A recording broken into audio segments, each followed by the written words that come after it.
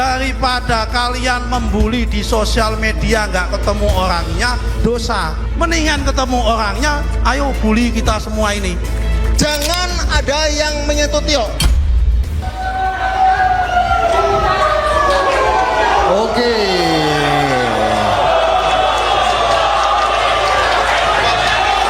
Oke.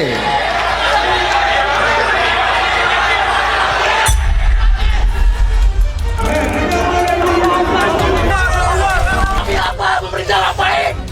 Banyak masyarakat miskin yang nggak tertolong. Di mana pemerintah? Kami bertiga hadir untuk secara demokratis kita berdiskusi, ditanya apa aja nggak ada masalah. Nah kemudian ada sekelompok orang kemudian mengganggu dan tidak menginginkan adanya dialog itu.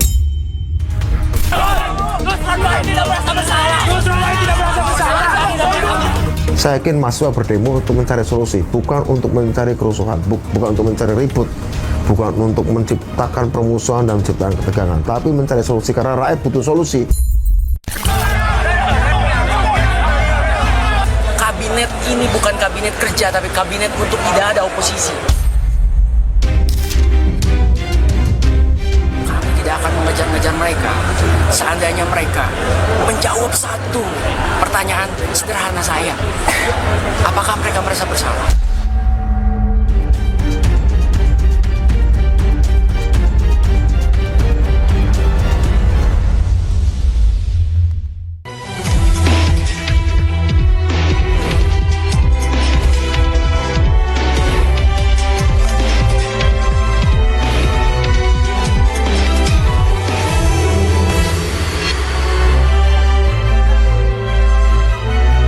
Kisruh dalam dialog di UGM bukan sekedar dinamika internal kampus. Ruang diskusi yang hadir penuh kecurigaan seakan menjadi miniatur ruang publik kita yang rentan, mudah tersulut dan miskin empati. Mengapa ruang dialog bertransformasi menjadi pemicu konflik? Apakah ruang akademis sudah terpolarisasi hingga perbedaan pandangan dianggap ancaman nyata? Kita bahas bersama dalam program Interupsi bersama saya, Aira Fus.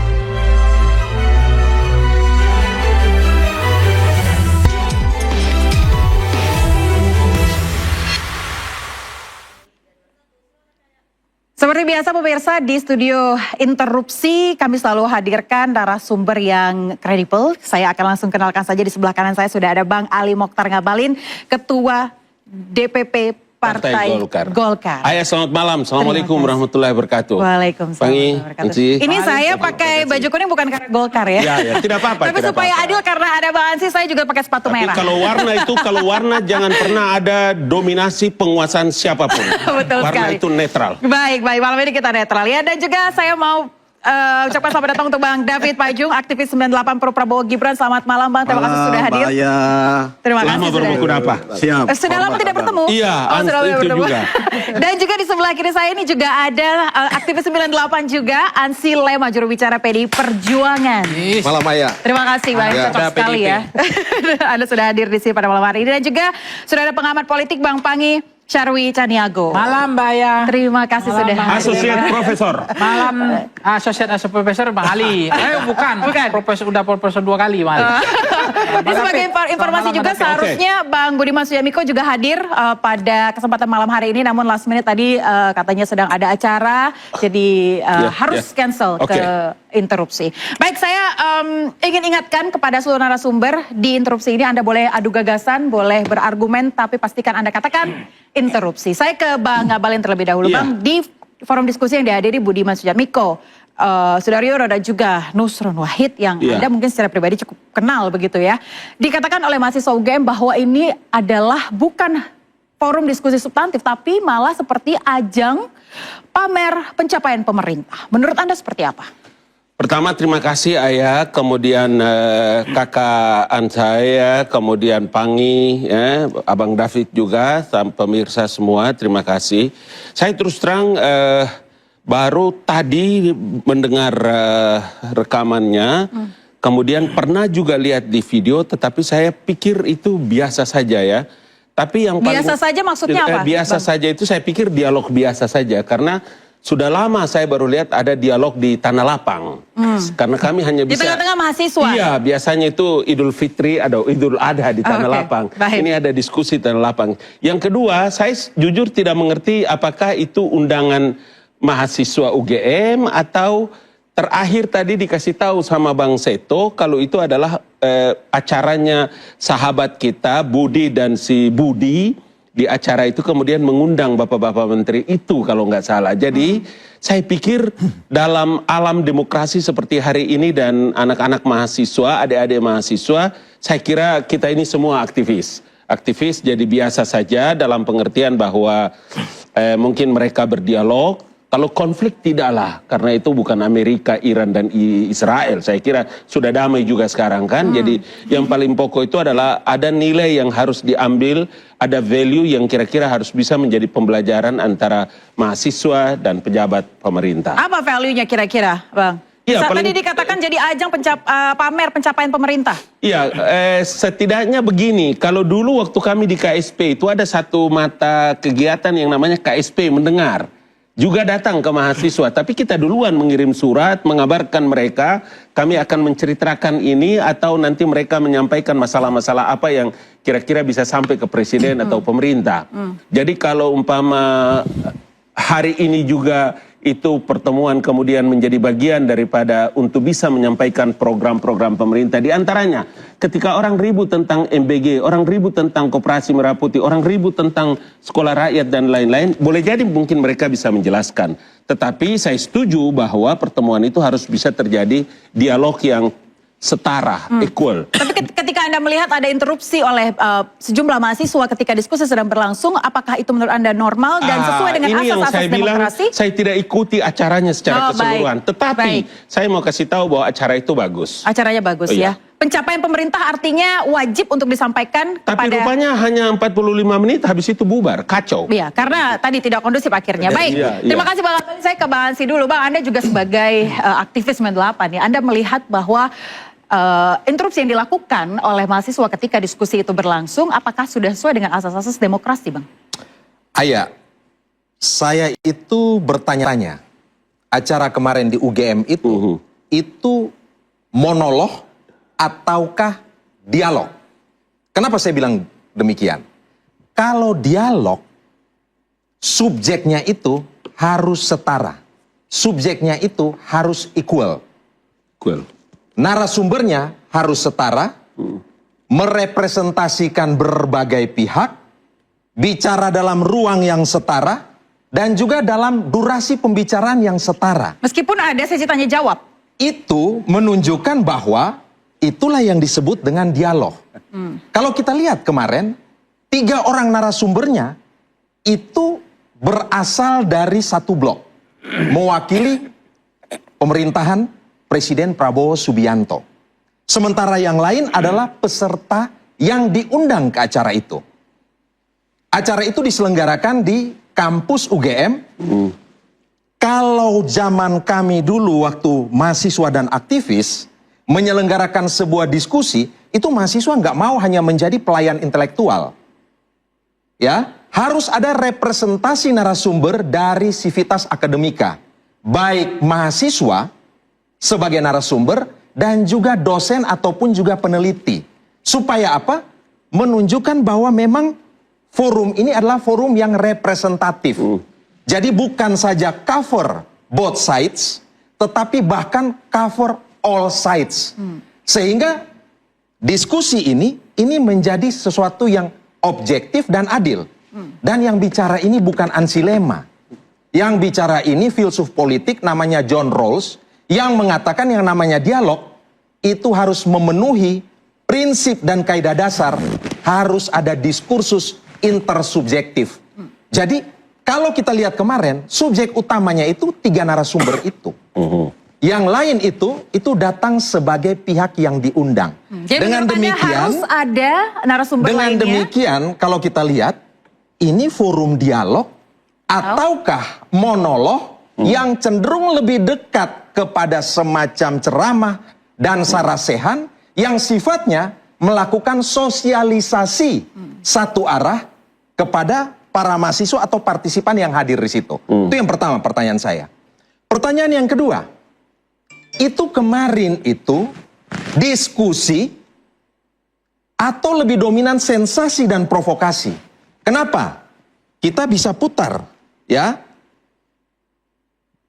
Apalagi Nih. keluhan mahasiswa UGM, di mana UGM ini adalah kampus lulusannya adalah Pak Anies Baswedan dan Pak Ganjar Pranowo yang kebetulan di dalam Pilpres kemarin saya sama teman-teman kalahkan.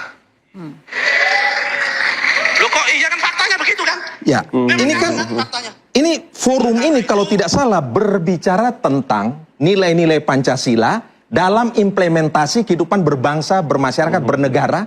Hari ini, apa sih relevansinya menyebut dua tokoh tadi, Pak Ganjar Pranowo dan Pak Anies Baswedan dikalahkan oleh beliau dalam kontestasi elektoral beberapa waktu lalu. Padahal kalau kita bicara Presiden Prabowo Subianto, Presiden Prabowo Subianto ini paradigma dominannya itu adalah persatuan, gotong royong.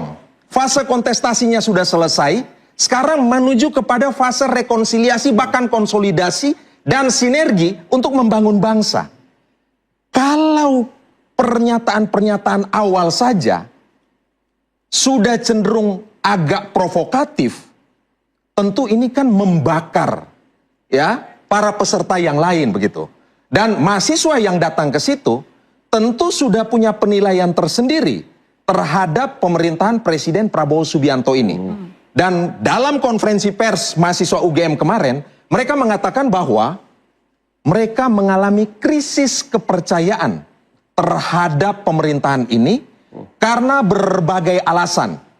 Ya, alasan menyangkut praktek penyelenggaraan kehidupan bernegara, sejumlah program-program strategis utama, program mercusuar itu menjadi catatan para mahasiswa, baik dalam hal tata kelolanya maupun dalam hal ide dan juga gagasan besar serta bagaimana mendistribusikan kesejahteraan dan keadilan ke masyarakat. Mahasiswa itu kalau kita peras-peras, mereka bicara soal apa? Keprihatinan tentang kepentingan hidup masyarakat, soal pelemahan rupiah, soal ancaman PHK, dan ini berdampak kepada kemampuan daya beli masyarakat yang terus menurun. Ya, soal tapi kemiskinan, saya rasa soal pertanyaan janji Anda penciptaan ini bisa lapangan dijawab kerja. kalau Bang Budiman sebenarnya ada di sini. Tapi pertanyaan saya adalah apakah menurut Anda pemerintah salah ketika melakukan diskusi dan menyampaikan data dan juga fakta di lapangan kepada mahasiswa yang ada di sana? Ya itu tadi yang saya katakan, kalau diskusi Dan itu di situ harus ada sesi setara. tanya jawab Bang Ansy. Ya, tetapi tanya jawab itu ya ini bicara di kampus. Apakah kurang ya dosen-dosen, para peneliti UGM yang punya kompetensi untuk membahas persoalan yang dibedah? Apakah kurang mahasiswa diajak untuk menjadi narasumber utama? Sehingga kemudian apa? Pertanyaan saya ketika diinterupsi oleh mahasiswa, apakah itu adalah perlakuan yang sudah on track yang dilakukan oleh mahasiswa atau seperti apa? Apa perbedaannya ketika Anda menjadi aktivis 98 saat itu? Mahasiswa datang dengan sebuah assessment atau penilaian terhadap kinerja pemerintah hari ini. Ya, kalau kita bicara demokrasi, demokrasi itu tidak bisa disimplifikasi sekedar sosialisasi kebijakan yang sudah berjalan. Demokrasi itu sejatinya pertama-tama itu harus ada dua aspek. Aspek emansipasi dan aspek partisipasi. Jadi dalam proses decision making proses pengambilan kebijakan, penentuan kebijakan, perlu ada diskursus partisipatoris dan diskursus emansipatoris. Untuk apa? Baik. Untuk merekam apa yang menjadi aspirasi publik, dan ini yang digodok dalam sistem politik sehingga kemudian menjadi kebijakan. Oke, saya tangkap poinnya. Saya mau tanya ke Bang David. Anda melihat perbedaan mungkin di zaman Anda ketika menjadi aktivis, Bang? Ya, jadi gini, pertama saya masih nyambung dengan sahabat saya Bung Ansy ya. Pertama kita bicara dulu soal identitas kampus. Kampus itu kan punya identitas sebagai benteng demokrasi, sebagai pengarah dan penentu peradaban ya. Lalu kemudian di situ dia harus imparsial, tidak terjebak pada opini-opini yang partisan ya. Lalu kemudian kampus itu sangat plural dalam sisi opini, sudut pandang dan pendapat. Makanya di kampus itu selalu ada namanya tesa, antitesa, melahirkan sebuah sintesa. Nah ini yang tidak terjadi kemarin ini. Sebenarnya bagi saya, kalau Bung Ansy tadi sedikit menyoroti soal representasi pembicara, Saya menyerotinya dari sisi karakter sebuah kampus ya, apalagi kampus sekelas UGM. Nah, bagi saya ini paradoks sebuah kampus dan identitas intelektual. Seharusnya justru siapapun yang hadir di sana harus diterima dalam konteks membawa sebuah gagasan dan ide terlepas dari ide dan gagasan itu berbeda. Karena kampuslah tempat membangun sintesa peradaban opini ya. Meskipun misalnya 3 tokoh ini sebagai representasi pemerintahan Prabowo Gibran, yang kita tahu bahwa hari ini, minggu-minggu ini memang demonstrasi mahasiswa itu sangat sporadis di mana-mana ya. Sebenarnya dalam konteks itulah 3 representasi pemerintah ini ada di situ dalam rangka mahasiswa ingin mendengar lalu kemudian memberi masukan. Nah, ending tujuan goal yang itu tidak tercapai, tidak ada masukan, tidak ada sintesa gagasan dan pemikiran karena apa? Sudah terjadi apa yang kita katakan bahwa kekerasan opini ya yang tidak terbangun, tidak melahirkan sebuah sintesa karena di situ kampus bagi saya dalam 1 dekade terakhir ini komunitas atau kelompok-kelompok intelektual itu terjebak pada yang namanya pragmatisme opini.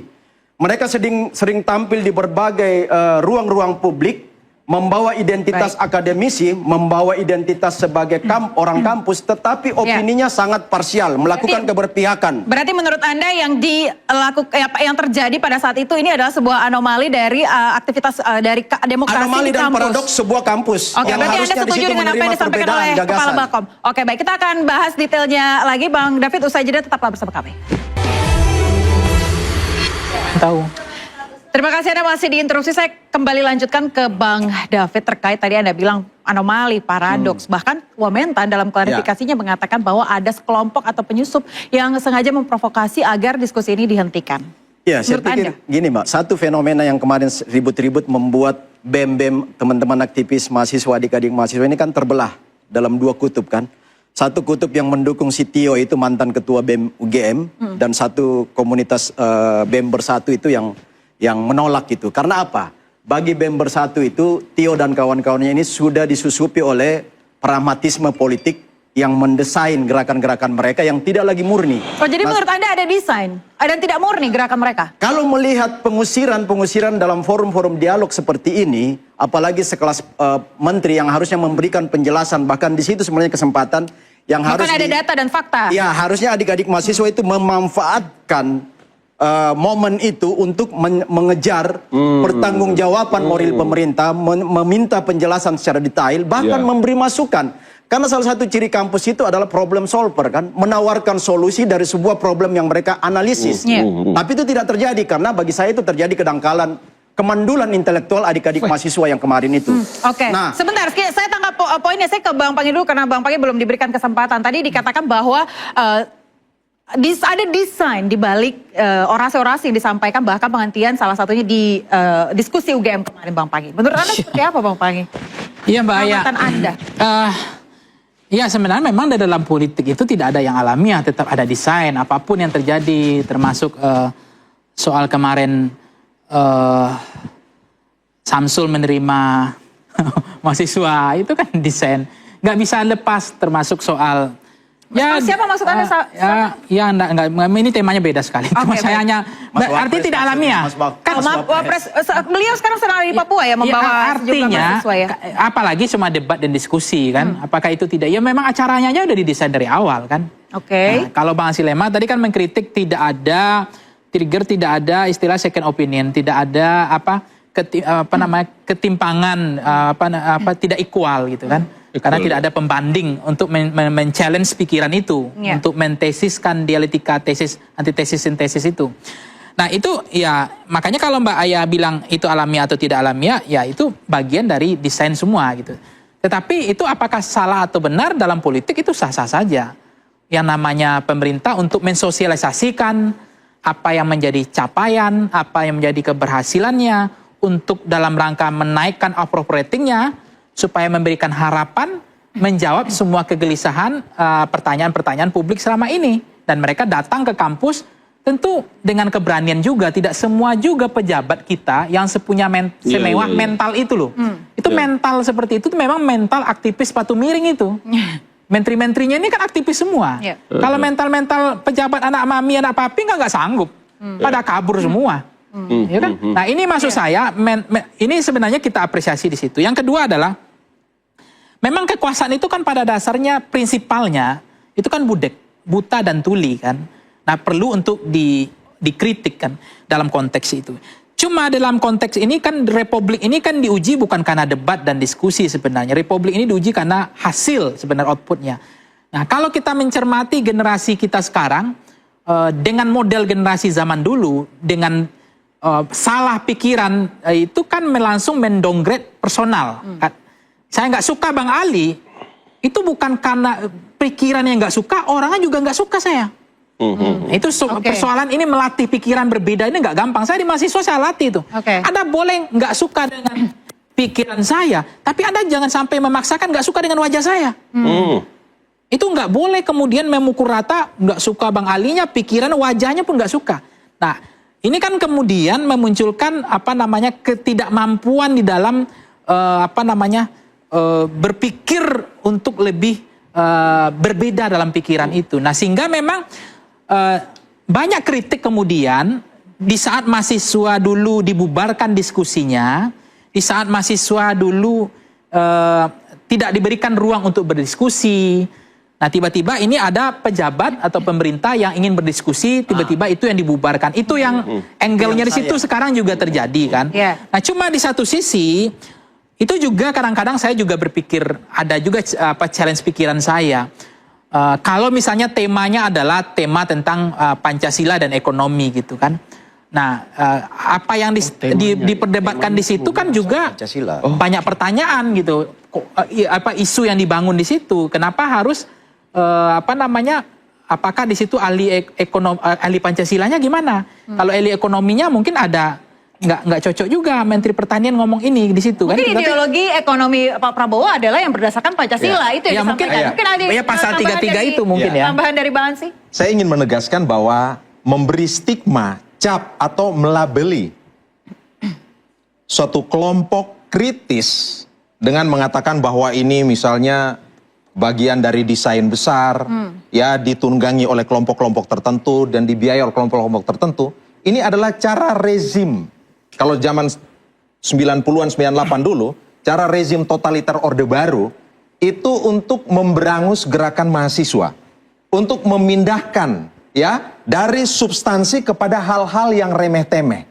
Mestinya hari ini yang kita bedah, yang kita diskusikan adalah substansi yang dikritisi oleh mahasiswa, bahkan sebelum ada forum di UGM itu, mahasiswa UGM itu sudah bersuara, ya. Dan kita tahu kampus UGM itu mercusuar etis, mercusuar intelektual yang mereka suarakan apa? Kalau ditarik dalam konteks tema diskusikan kemarin kan bicara soal nilai-nilai Pancasila.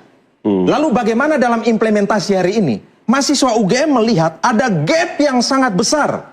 Ketika bicara pada level paradigma, school of thought, bicara kemandirian, kedaulatan, bicara hal-hal yang luar biasa, keberpihakan kepada rakyat kecil, tetapi diturunkan kepada level policy atau kebijakan, ada gap besar. Diturunkan lagi pada aksi implementasi, tata kelolanya amburadul. Yang terjadi adalah apa? Rent seeking politician and birokrat. Maka itu yang kemudian dikritisi oleh mahasiswa. Ini sedikit soal MBG, soal KDMP, ya, dan juga soal bagaimana kemudian hari ini ketakutan terhadap bukan saja dui fungsi militer, tetapi masuk kepada ranah-ranah sipil yang cukup luas. Itu beberapa poin yang secara lugas, tegas, cerdas, bernas disampaikan oleh teman-teman mahasiswa UGM. Oke, baik. Terima kasih. Saya ke Bang David sedikit sebelum saya ke Bang Ali dan juga Bang Pangi. Apakah Anda juga setuju bahwa ada gap dari policy dan juga implementasi yang tadi disampaikan oleh Bang Ansy? Jadi gini, seharusnya ketika kalau diskusi kemarin itu berjalan sampai ending, sampai habis, saya rasa poinnya akan dapat ya. Jadi apa yang menjadi desain ekonomi Prabowo hari ini ya, sosialisme Pancasila, sosialisme Indonesia, yang merupakan konsep besar dari Bung Hatta dan Bung Karno ketika itu sekarang tengah diwujudkan oleh pemerintahan Prabowo Gibran. Nah, dua pembicara kemarin ini khususnya Bung Budiman Sujatmiko dan Nusron Wahid adalah kawan-kawan kami juga aktivis 98 yang tahu betul bagaimana konstruksi berpikir dari sebuah konsep ekonomi Pancasila. Nah, sebenarnya disitulah perbedaan. Misalnya kalau saya dengan Bung Ansi Lema, kami ini mantan-mantan aktivis 98, kita terbiasa dengan dialog, bahkan merindukan untuk bertemu seorang presiden pemerintah untuk kami cecar dengan konsep kami ala mahasiswa ketika itu. Nah, sekarang sangat berbeda. Karena adik-adik ini bagi saya berani mengatakan mereka minim literasi. Sehingga ketika ditawarkan sebuah ruang-ruang diskursus publik, ruang dialog, ruang debat intelektual, itu mereka tidak mampu melayani teman-teman aktivis, mantan aktivis 98 yang kebetulan jadi pejabat pemerintah hari ini. Justru mereka harus memanfaatkan untuk mencuri ilmunya, paling tidak menawarkan sebuah solusi terhadap apa yang mereka pikirkan. Di mana Anda melihat bahwa mahasiswa zaman sekarang minim literasi, Bang? Nah, buktinya ketika diajak berdebat, berdialog kan mereka justru mengusir kan, menolak. Di situ tidak ada dialog, tidak ada dialektika gagasan dan pemikiran yang lahir di situ. Mereka teriak-teriak mengusir karena tidak menerima kehadiran pemerintah di situ. Juga, Pak, ya. Nah, itu yang sangat disayangkan. Miskin literasi, mereka tidak mungkin secara fasih dan sangat intelek mengkritisi 335 triliun rupiah untuk MBG bermasalah dalam hal tata kelolanya. Karena mereka sangat kritis, maka kemudian ada kritik yang tajam dilakukan oleh para mahasiswa itu. Kalau mahasiswa UGM tidak kritis, mereka kemudian tidak mempersoalkan hari ini, ya, ruang-ruang dan koridor-koridor sipil itu dimasuki oleh militer. Kemudian pendapat Anda terkait dengan tadi kata apa yang disampaikan oleh mahasiswa UGM menurut saya itu khas kaum terpelajar. Dan mahasiswa UGM itu tampil dalam 3 karakter kalau saya lihat kemarin. Satu, mereka terpelajar. Mereka betul dengan proses penalaran. Sehingga kemudian mereka bicara kelas menengah yang rentan turun menjadi kelompok miskin. Bagaimana mengatasi ancaman PHK dan kemudian untuk menciptakan lapangan kerja. Narasi-narasi itu sangat fasih mereka sampaikan. Anda setuju itu, Bang David? Silakan interupsi. Jadi kemarin itu kalau kita melihat nggak keluar narasi-narasi dan argumentasi yang dibangun oleh adik-adik mahasiswa dalam case kemarin ya. Case kemarin, dalam diskusi di UGM ya. Nusron Wahid dan Budiman Sujatmiko dan Pak Sugiono itu. Itu nggak terlihat di situ. Nah, sebenarnya itu yang ditunggu oleh pemerintah, representasi 3 pejabat pemerintah itu mau mendengar sebenarnya gimana sih konsep adik-adik UGM ini terhadap realitas konteks kebijakan pemerintah hari ini. Nah, kalau yang disampaikan tadi sahabat saya Bung Ansi itu sebenarnya kalau soal bicara soal angka-angka saja itu terlalu prematur dan sangat artifisial ya. Sebenarnya kan yang ditunggu oleh teman-teman pejabat pemerintah kemarin itu tawarkan solusi menurut kalian terhadap realitas program pemerintah hari ini. Jadi menurut Anda aksi mahasiswa kemarin itu tidak ada solusinya? Nggak ada solusi. Oke, kita akan bahas lebih lanjut lagi pemirsa, usai jeda tetaplah bersama kami. Tadi dikatakan Bang David bahwa setiap orasi atau mungkin pikiran-pikiran dari mahasiswa itu harus ada solusi dari apa yang ingin mereka sampaikan. Saya mau tanya Bang Pangi, seperti apa Bang? Iya, ini kan tadi saya sedikit spill yang Bang Ansi Lema bilang stempel ya. Memang dulu kan Orde Baru adalah politika religion, bukan religion politik, bukan agama yang disucikan tapi ideologi yang disucikan. Pada masa itu yang disucikan adalah Pancasila.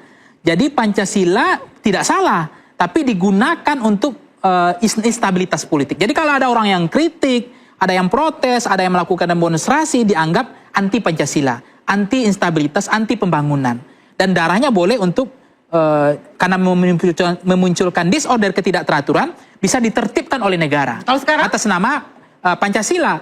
Pancasila disalahgunakan untuk menertibkan kebebasan sipil yang tadi mulutnya susah berbicara, perutnya juga agak kesulitan untuk dalam hal kebutuhan pokok. Nah, konteks ini saya kembalikan soal tadi yang disampaikan.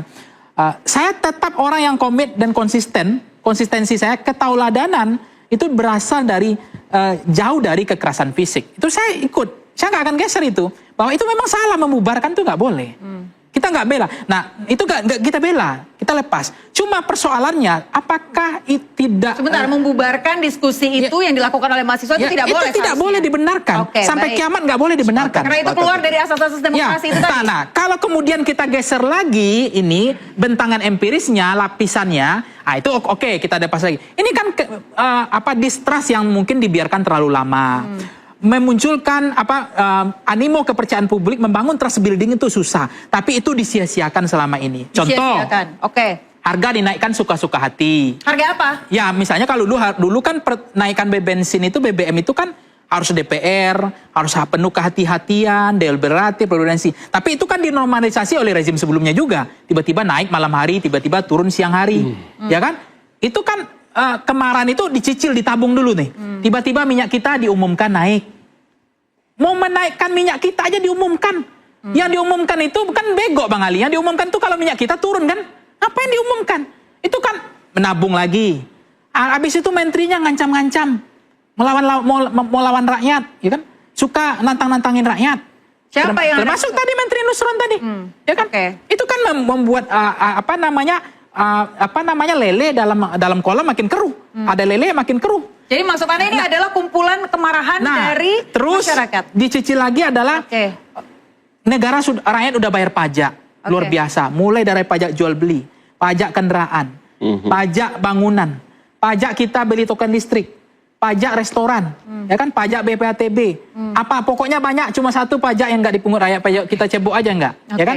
Tapi ketika uang yang begitu besar ini, yang begitu besar dikelola oleh negara, tiba-tiba digelontorkan dalam satu programnya mulia dan baik, tapi tanpa tata kelola yang penuh kehati-hatian, tanpa deliberatif, tanpa riset, tanpa KPI yang jelas, kemudian sangat berani gelondongan. Tidak ada autopilotnya, pilot projectnya. Nah, ini bentar, ini menarik ini sebenarnya. Intinya, kita tidak punya banyak waktu. Ini duit rakyat dihambur-hamburkan begini kan, akhirnya mungkin ini yang membuat mahasiswa ini sesuka-suka hati nih. Nah, tiba-tiba ada undang-undang yang ketok palu saja, nggak ada pembahasan, ini nggak ada. Rakyat ini mungkin jadi menurut saya ya ada kesalahan karakter dari politisi. Tabungan ada dulu bencana nasional, tetapkan dong, ngotot pemerintahnya nggak mau, tapi kemarin dikucurkan juga akhirnya. Ini ditabung terus, dicicil terus. Nah, ada juga kemarin BPJS mau dinaikkan lagi, nggak ada otaknya. Rakyat lagi susah. Iuran aja. Ini menarik sebenarnya. Tapi Mbak intinya. Jadi membuat ini yang tidak terkenal ini generasi strawberry menurut saya. Dalam konteks mungkin bacaan bukunya banyak, tapi emosinya ini kan generasi liar juga. Baik, saya ke Bang Abalin. Bang Abalin, Anda sebagai politisi Golkar, seharusnya seperti apa politisi? Saya pertama terus terang ingin menyampaikan bahwa sungguh saya sesalkan ya. Saya sesalkan acara itu bisa begitu bubar dengan tidak ada satu konklusi yang bisa didapatkan dari kedua belah pihak. Kita tahu bahwa teman-teman menteri itu adalah kawan-kawan seangkatan seperti tadi dibilang Bung David, kemudian Ansi juga, itu adalah teman-teman aktivis. Paling tidak tanggung jawab kita sekarang adalah tetap harus bisa menjaga komunikasi dan dialog. Kita harus mendukung mereka untuk sukses, sebab kalau mereka gagal, itu adalah kegagalan generasi kita. Suka atau tidak suka seperti begitu. Sebentar, mendukung program yang sedang mereka buat. Iya, dia harus tetap diberikan didorong untuk bisa menjalankan amanah sebagai anggota kabinet dengan baik. Di samping, kenapa tadi saya bilang saya sesalkan karena setidaknya kemarin itu mereka harus bisa mendapatkan penjelasan tentang pertama pemborosan terhadap anggaran pendapatan belanja negara yang terkait dengan program MBG. Bahwa setidaknya dia bisa menjelaskan bahwa setelah Presiden menerima 5 tuntutan dari masyarakat itu, salah satu yang paling penting yang bisa mereka jelaskan itu adalah bagaimana Presiden punya perhatian terhadap tata kelola MBG setelah pimpinan MBG Tapi lagi-lagi seperti yang katakan Bang David, kalau diskusinya terus berjalan mungkin hal-hal yang tadi Anda sampaikan akan disampaikan. Saya kira seperti itu. Karena apa? Karena kita mesti percaya bahwa mahasiswa itu adalah masyarakat intelektual yang ada di kampus. Mahasiswa itu adalah representasi daripada suara rakyat ketika DPR tidak berfungsi. Dan masyarakat dan mahasiswa itu adalah the young generation for our country untuk akan datang. Jadi Kenapa saya harus bilang begitu, Ayah?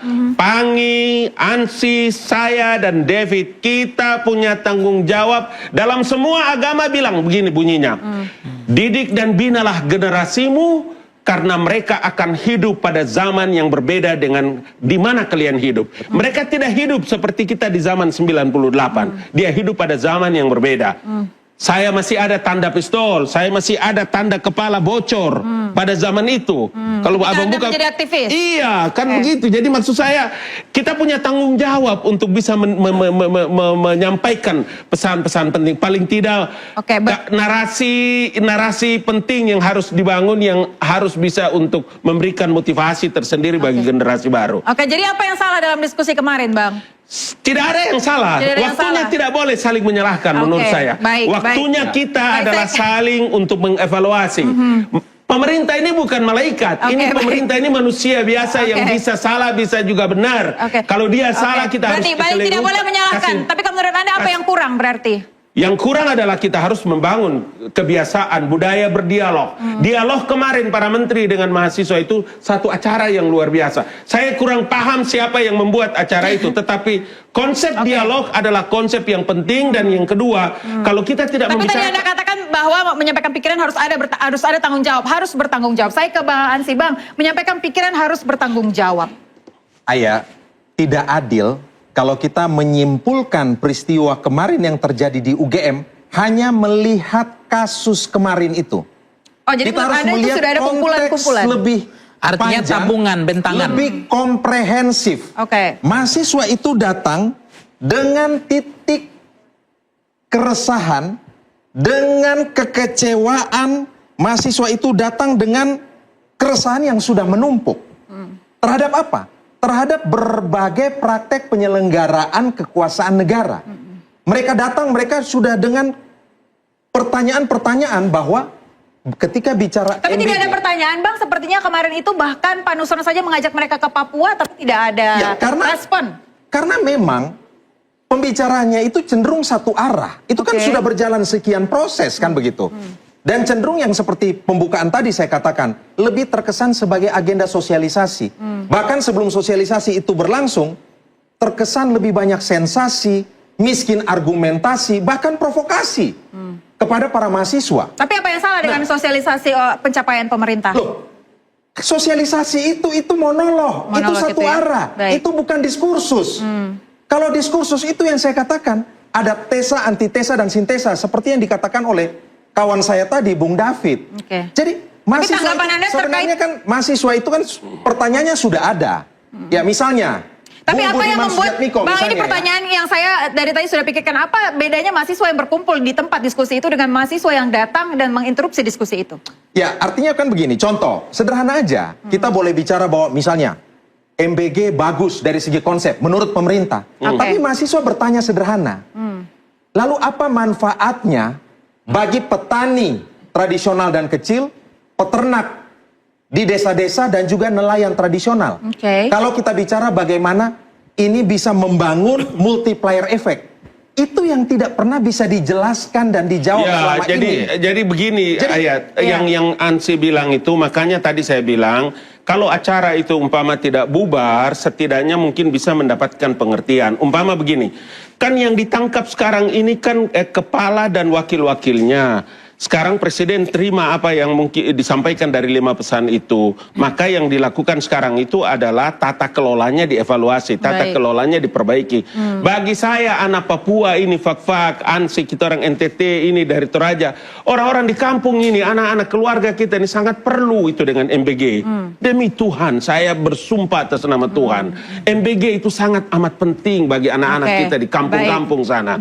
Jadi saya kira ini kalau di kampung kan berarti itu kan ada prioritas, ada pilot project, misalnya 3T kan begitu. Ini kan yang terjadi satu Indonesia. 3T ini yang sekarang lagi dilakukan dipertanyakan oleh mahasiswa-mahasiswa termasuk mahasiswa UGM, ITB dan seterusnya, Abang. Nah, makanya begini kemarin, kalau umpama acara itu tidak bubar, saya punya keyakinan penting bahwa Pak Nusronnya, Pak Sugiononya, Pak sahabat kita Sudaryono, Budiman Sujatmiko akan bisa menjelaskan bahwa tata kelola makan MBG itu akan pasti dilakukan perbaikan. Kenapa? Karena itu penting. Menurut saya itu adalah agenda nurani seorang presiden yang melihat rakyatnya di daerah-daerah, anak-anak sekolah untuk kepentingan masa depan generasi baru. Saya tambah dikit dari Bang Ali ya. Jadi sedikit saja Pak intinya. Iya, jadi gini.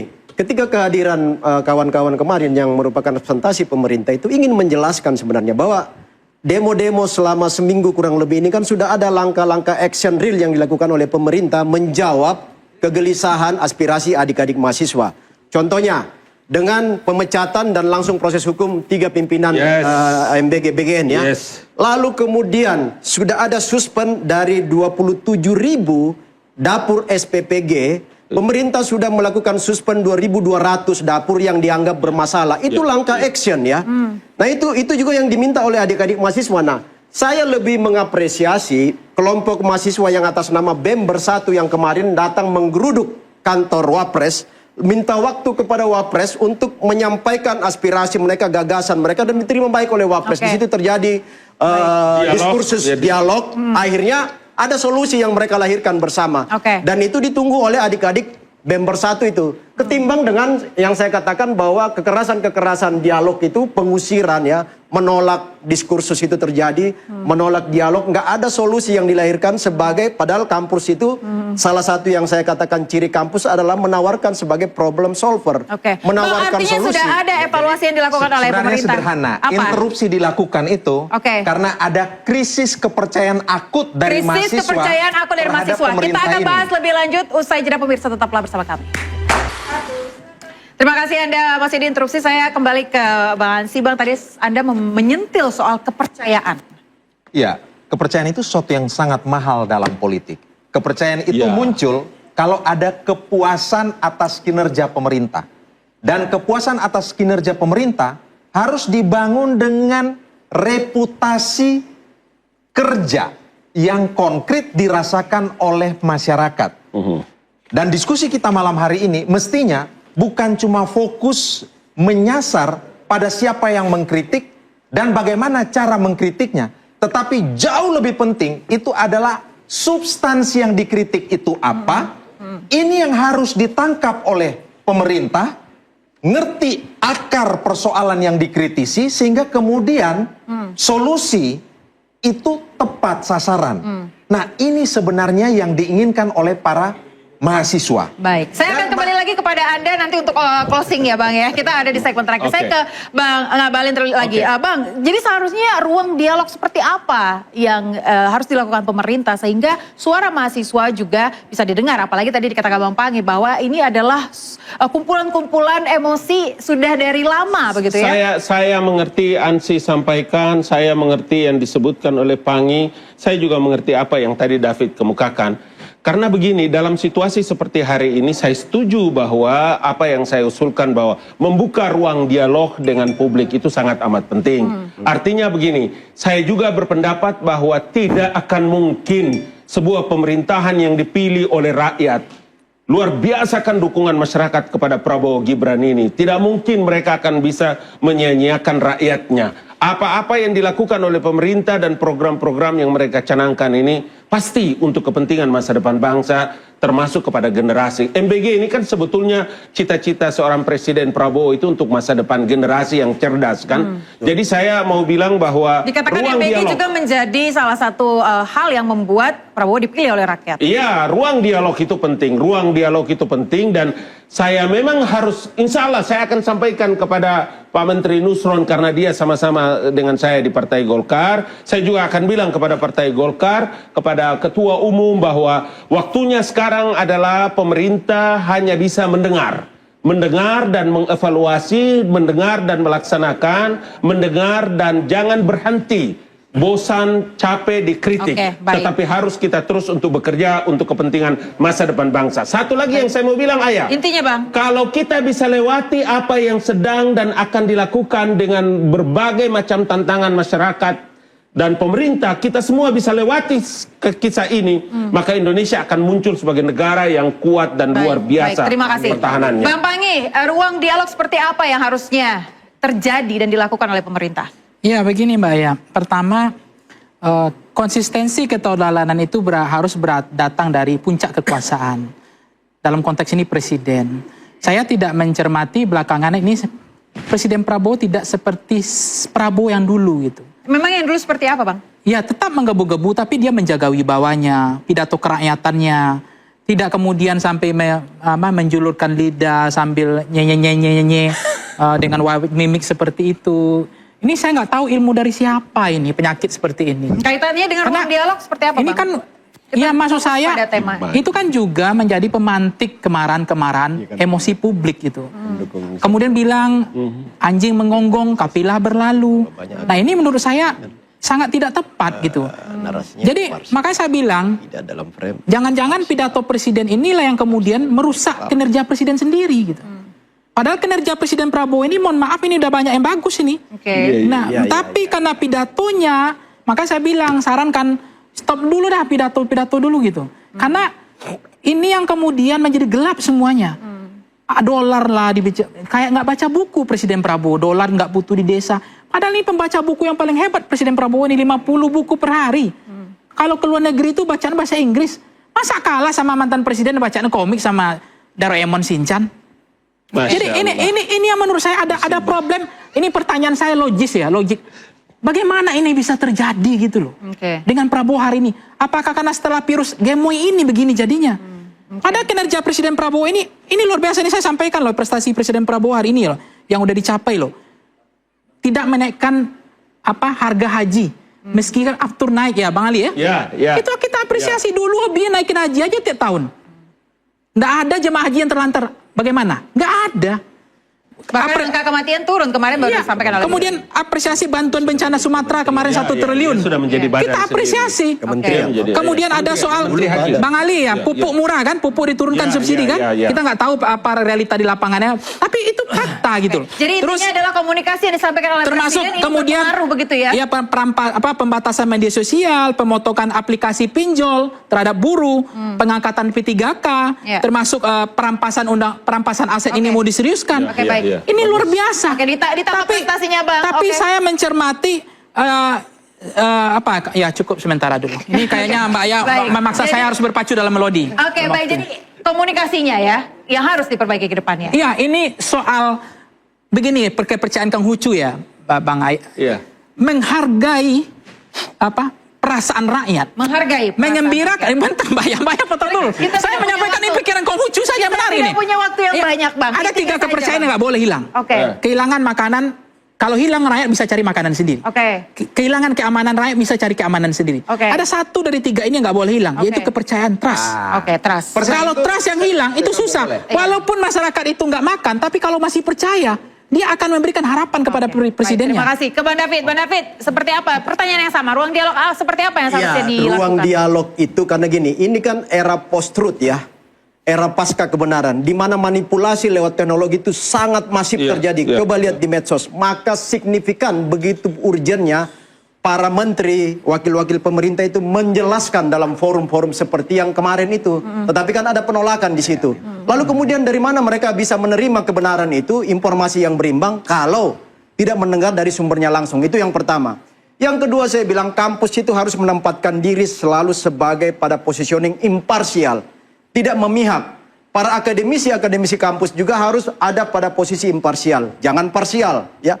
Jangan menyampaikan opini yang berpihak ya, partisan. Nah, itu yang kemudian diikut oleh sebagian besar adik-adik mahasiswa yang mengikuti pola dari para akademisinya, yang memang menyampaikan opini-opini yang tidak imparsial, tidak netral. Bahkan kita lihat ya, ketika kontestasi 2024 kemarin kan, kampus para akademisi kampus-kampus itu kelihatan melakukan keberpihakan pada calon-calon tertentu. Itu yang diikut oleh adik-adik mahasiswa hari ini. Dan itu yang kita tidak ingin terjadi, kampus direcoki dengan komunitas-komunitas atau orang-orang yang mengatasnamakan independensi padahal opininya partisan. Ya. Baik, itu yang kita tidak ingin. Dengan pertanyaan yang sama, Bang. Ruang dialog seperti apa yang harus dilakukan? Pemerintah ini adalah pulihkan kepercayaan publik. Anda satu suara dengan Bang Pangi. Kepercayaan publik itu lewat apa? Lewat kerja nyata yang berdampak kepada masyarakat. Distribusikan kesejahteraan dan keadilan kepada masyarakat. Ukir prestasi buat legacy. Yang pertama. Yang kedua, perbaiki komunikasi, yes. Tetapi action speaks louder than words. Ya. Prestasi kerja nyata lebih penting dari sekedar komunikasi. Biarkanlah kerja-kerja nyata yang bermanfaat bagi publik, dialah yang bercerita. Dari sana kepuasan publik terbangun, dan kepercayaan terhadap pemerintah ini akan semakin kokoh. Dan yang terakhir saya kutip filsuf politik yang namanya Chantal Mouffe. Ini harus kita Dia kutip katakan ya. apa? Demokrasi yang sehat adalah demokrasi yang tidak memaksa semua pihak, termasuk tidak memaksa mahasiswa untuk berpikiran seragam, untuk berpikiran bisa sepakat, uniform, tetapi tetap memberikan ruang perbedaan kepada para mahasiswa. Baik. Mbak ya, dikit aja Mbak ya. Ada dikit lagi ya? Terus Dikit ini filsuf nih. belajar yang kuat karena masa depan Republik ini ada di tangan adik-adik Baik, mahasiswa. tepuk tangan untuk Habis Bapak waktunya.